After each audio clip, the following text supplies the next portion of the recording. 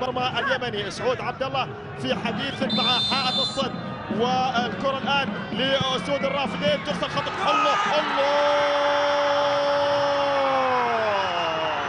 سواها ضرغام العراق وسجل هدفا أولا من لعبة ثابتة جميلة.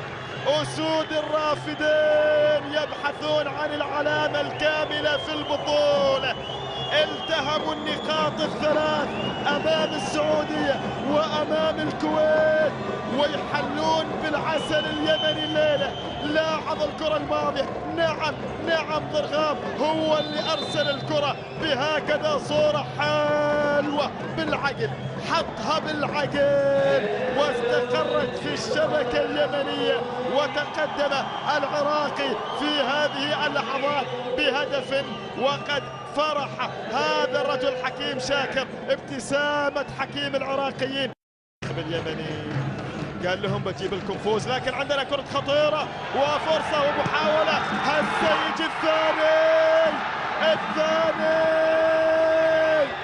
العراقي يسجل 2 عن طريق الهداف. هو حمادي أحمد، هو اللي جاب الجول الثاني. حمادي أحمد سجل ابتسامة ثانية للعراقيين. العراق فن، العراق متعة، أبناء دجلة والفرات يواصلون الإبداعات العراقية في البطولة.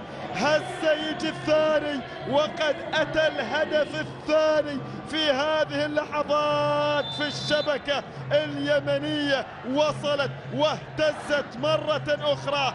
إنها